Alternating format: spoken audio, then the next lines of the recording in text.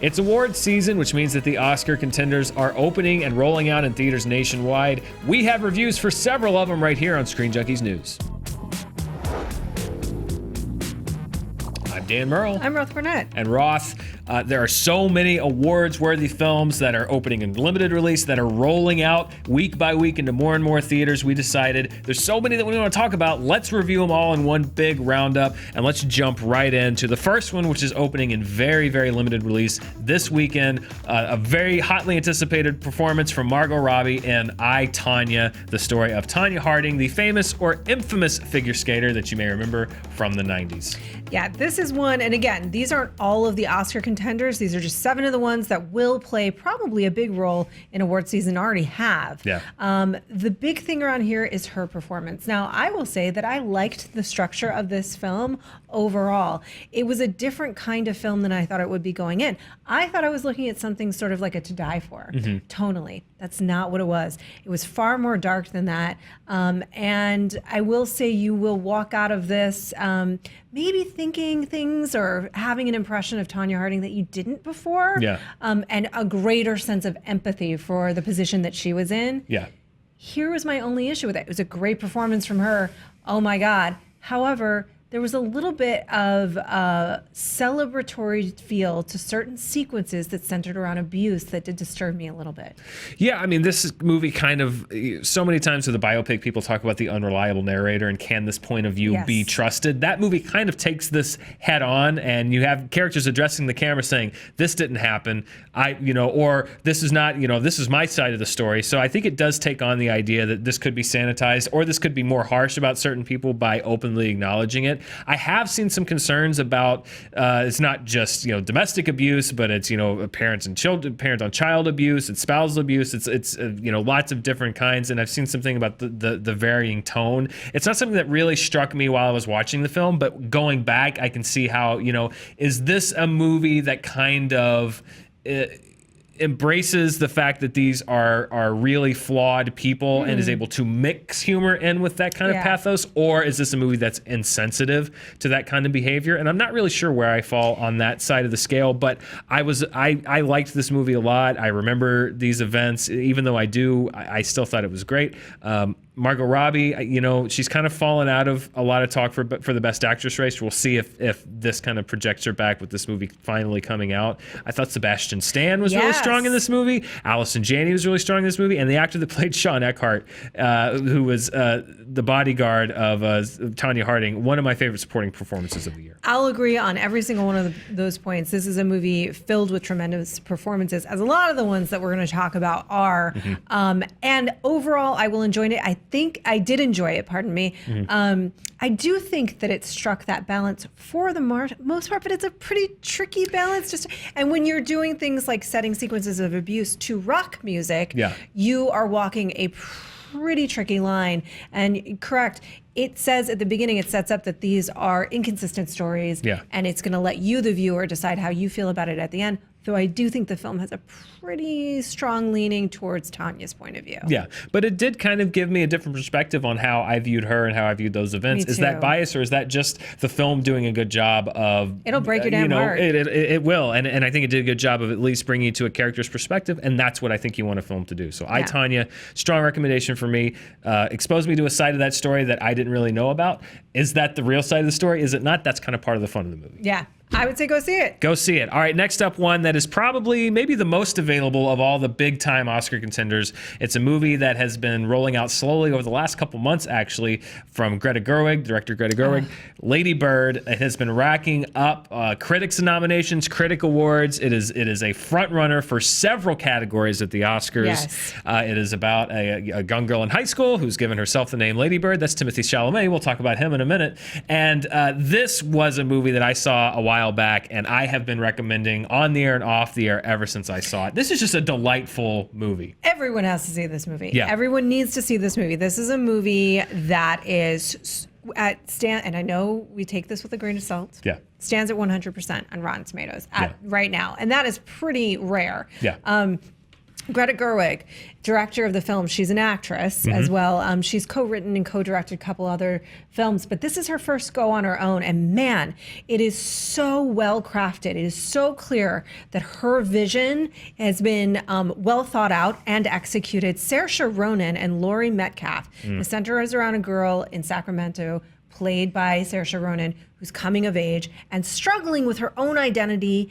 She, like all adolescents do, she wants to push against where she's come from and go into something new. But at the same time, she's recognizing and falling in love with her hometown, even as she's trying to leave it. And it's about that combative relationship between a mother and a daughter. It is so totally relatable. And these two performances are equally brilliant. Great performances. I'm going to cough. That's fine. That's cough it out, Roth. The movies that I love, we have a lot of movies to talk about. The movies that I love the most are the ones that kind of show me, tell me a story of just a person, of humanity, to make me understand this character, whether that's I like them or I don't like them or I understand them. And this was one of the most, maybe the most, just like, it just felt like a documentary. It felt like, not in style, but just like, I was never thought this is an actress giving a performance. This is an actor or a director, manipulating me.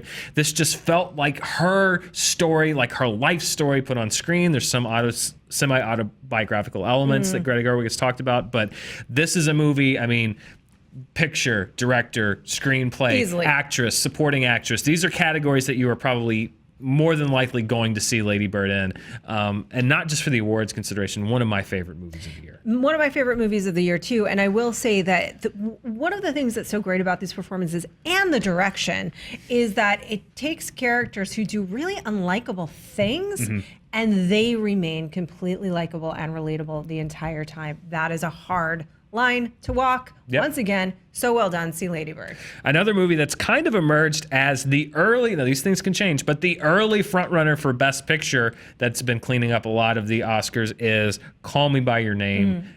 This is a beautiful movie, stars Armie Hammer and Timothée Chalamet, who has become the frontrunner for Best Actor this year. Armie Hammer is a graduate student who is in Italy to study with Timothée Chalamet's family, and it is some people would describe it as a gay love story. To me, it's a love story. It's a love story between two people, and I've seen a lot of debate about, is it a gay love story or are these characters bisexual? I think you're missing the point when you have that conversation, because it doesn't matter, because what this movie essentially to me was about is this concept of living life to be honest with who you are and what you want out of it, and the idea of the adolescence versus adulthood, and all of these themes that I thought were so well explored. And again, Michael Stuhlbarg, who was in The Shape of Water, which we reviewed and loved last week. Michael Stuhlbarg gives one of my favorite supporting performances of the year in this movie, playing Timothée Chalamet's father. He has a scene near the end that is the scene that I have returned to the most out of any movie that I have seen this entire year. Just in the way that it is written, it is so vulnerable and beautiful and innocent, and says so many things that don't have to be said. This was a beautiful film. I agree. And, it is one of those films where it doesn't really matter, right? Like these are two people that are falling in love with each other, whatever that means for them. And it's about the way that you stumble through that and you make mistakes and you don't quite know how to say the thing that you want to say. So you say a thing adjacent to it that confuses the situation.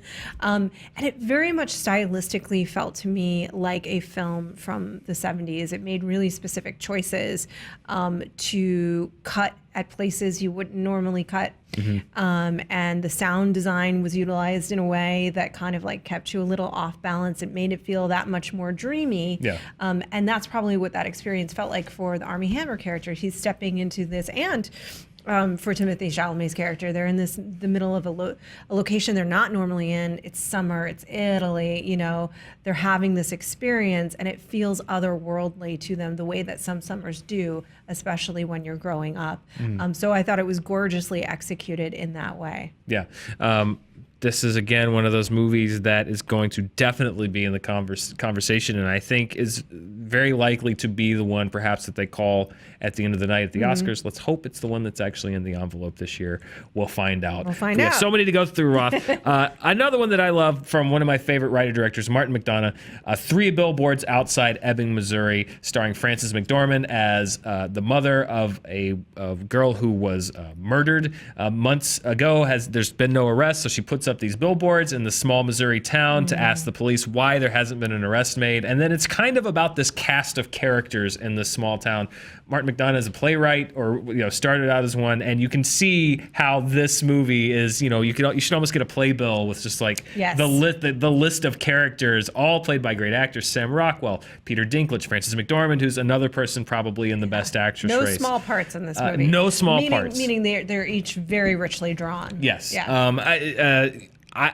Martin McDonagh did In Bruges, which is one of my favorite movies that's been made in the 21st century. I love that movie. I know you love Seven Psychopaths, which is another movie that he did. I love them both. Yeah, and I think that his movies are a little bit more actor showcases. Yes. The storyline of this movie kind of wound in a few places that were a little wonky for me, but the performances in this movie are so strong that I kind of fell in love with the actors and the characters in this movie. Yeah. And again, there are some scenes in this one that there's one that Frances McDormand has with a Catholic priest in particular. She just kind of tease off on him. That is just, whether you agree with it or not, just the writing behind it was, I think, really good. I think that this movie, for me, we talk about where you can really feel that he's a playwright, is that it's in a way a very sparse plot, and then there are threads to it that just sort of drop or fall off and don't matter, right? Because the characters are incredibly complex, well written. They are beautifully performed. Frances McDormand, I think, is going to be the big piece of the conversation in terms of award season, but it's a movie that is about things that we don't like to think of and talk about: bitterness, rage, disappointment, being in a situation where you are desperate for a resolution and it just isn't there for you, because that's how life works sometimes. And how do you deal with those things? How do you move past them or not? Yeah. What is irrational rage? Does it even really matter at a certain point?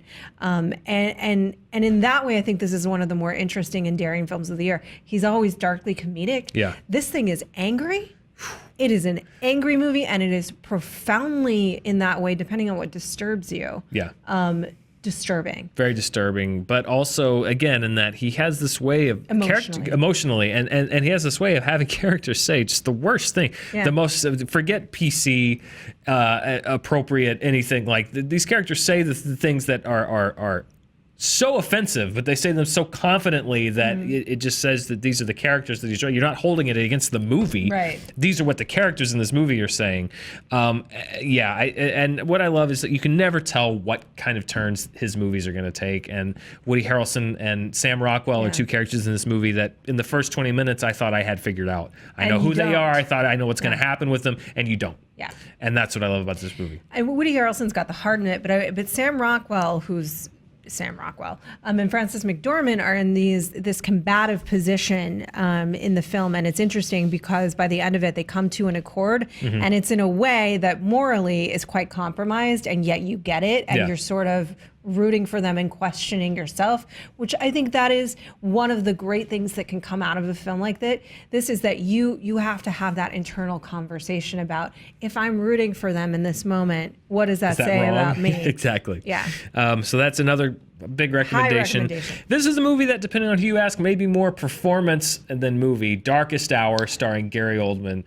Going into the awards season, there was a lot of buzz around, like, is this the movie that is going to win Gary Oldman his Oscar? I'm not sure about that, but I do think it's a very strong performance. It's kind of in the year of Churchill. We started out, or ended last year, with John Lithgow as Winston Churchill on Netflix on The Crown, which is coming back this week. But Gary Oldman kind of ending the year as Churchill in Darkest Hour. This is from Joe Wright, who did Atonement. And for me, I'm a history buff. I like to watch movies about real life. I thought this was, a very compelling story about a very kind of compressed, this is not a biopic in the sense of like, this is Winston Churchill when he was a boy till, this is about 2 weeks in the life of Winston Churchill, but 2 very pivotal weeks.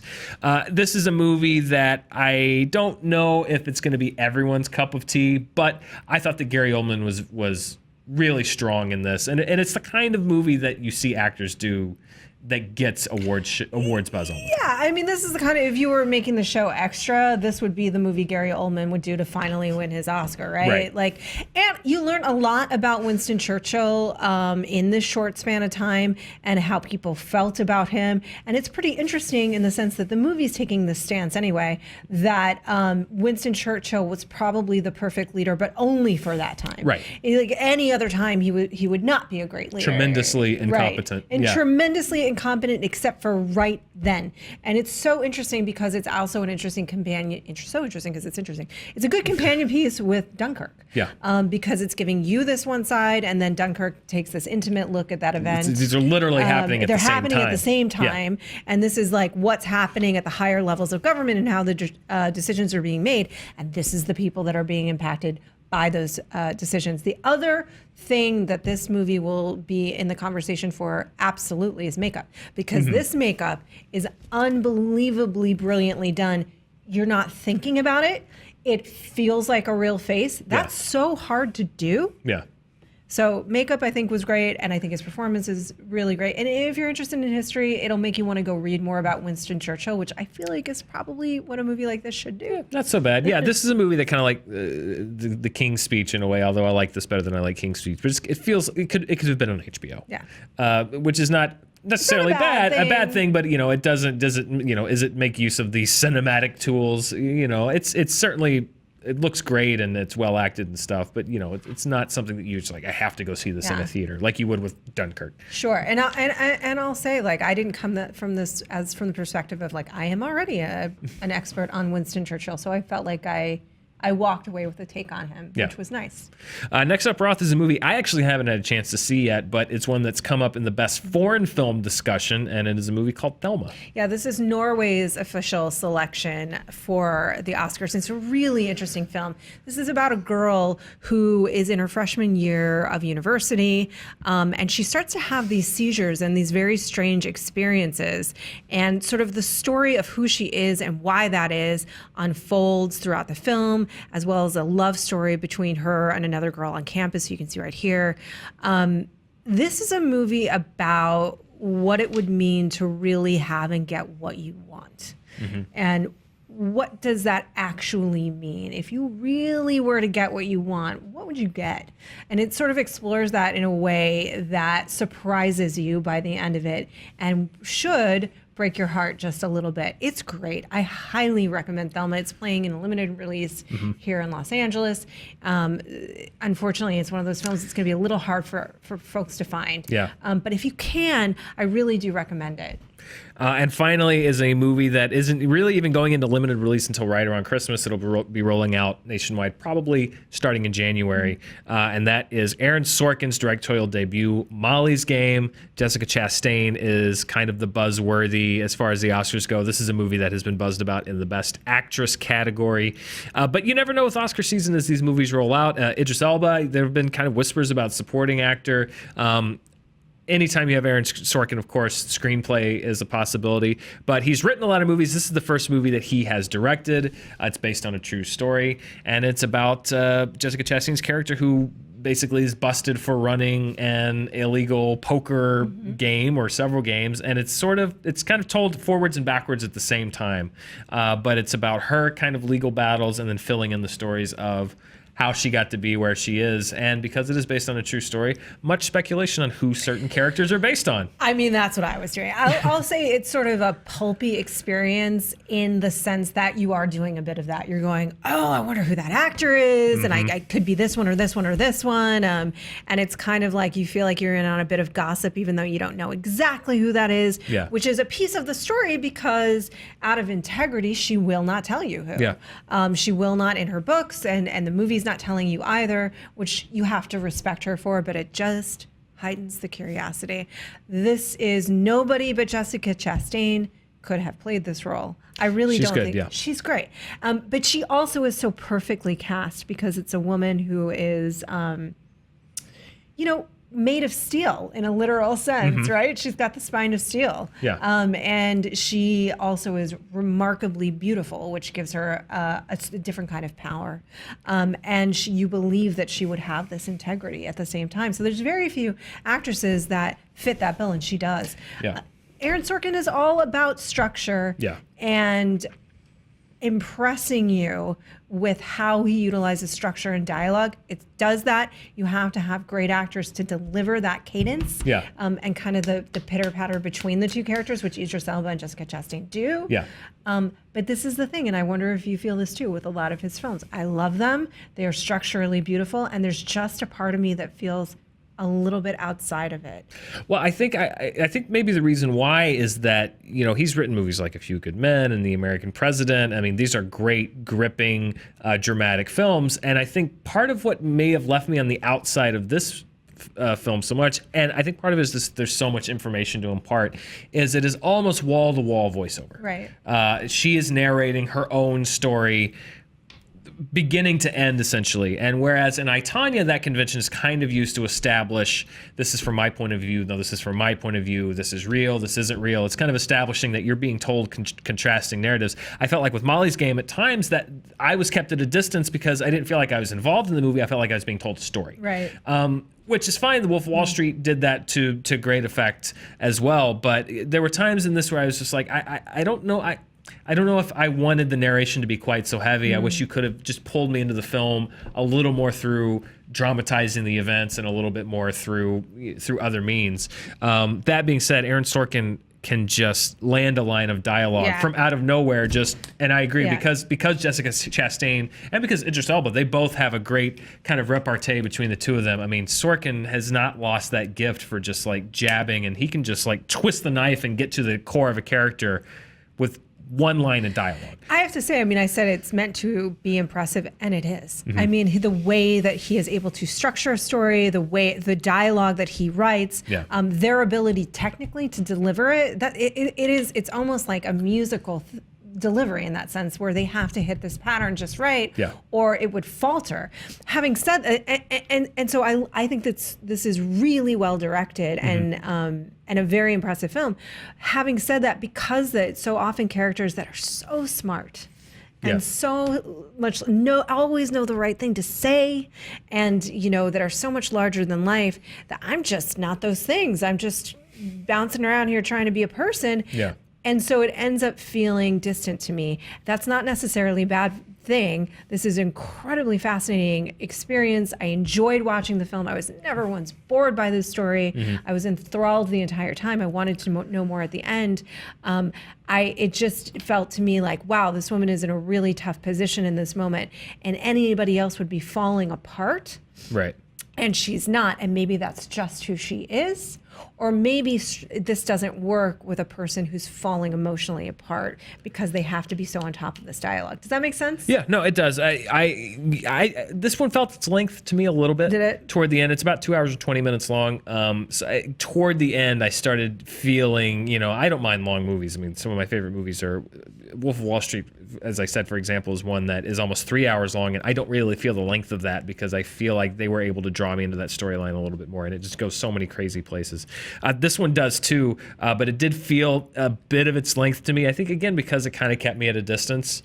And this one, I kind of had some of the same things you did with I, Tonya, which is like, I'm not sure if I'm getting the whole story here. It felt a little glossed over. I mean, not in the sense that they completely sanitized her character, but particularly towards the end, I'm like, I kind of see where this is building to, and there were vindications and consequences that some people got and some people didn't get, that I was like, I'm not so sure that this movie set me up for that, but that's fine. I mean, I still enjoyed it, and I would recommend it. I recommend it too, because as far as a directorial debut, it's a pretty strong one. Yeah, no, it's a really strong directorial debut, and again, from a screenwriting standpoint, it's just Sorkin is Sorkin. Come on. And he's one of the few. I mean, between that and 3 Billboards, we've got two movies in the same year by two of the best American screenwriters working. So, Yeah, well, I guess Martin McDonagh's not. He's not American, but he's two of the best screenwriters in the game right now. We'll claim him anyway. We'll claim him. Martin McDonagh, we will claim you as American. And the other screenwriters for all these movies too, because these all have great screenplays and these are all really good movies. I think we'd recommend all these movies to a certain extent, some more than others, but these are some of the best movies of the year. If you can find any of these movies playing in a theater near you,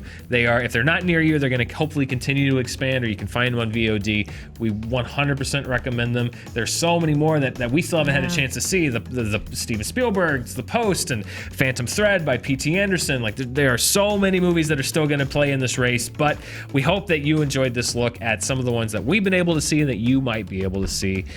Roth, this has been a marathon. I know. Feels good. It does. We should just do all reviews this way. Let's just review like 3 times a year and we'll just do 20 at a time. Do all of them. Yeah. Perfect. Thank you so much for watching. Check out these movies. I'm Dan Murrell. I'm Roth Cornet. See you next time.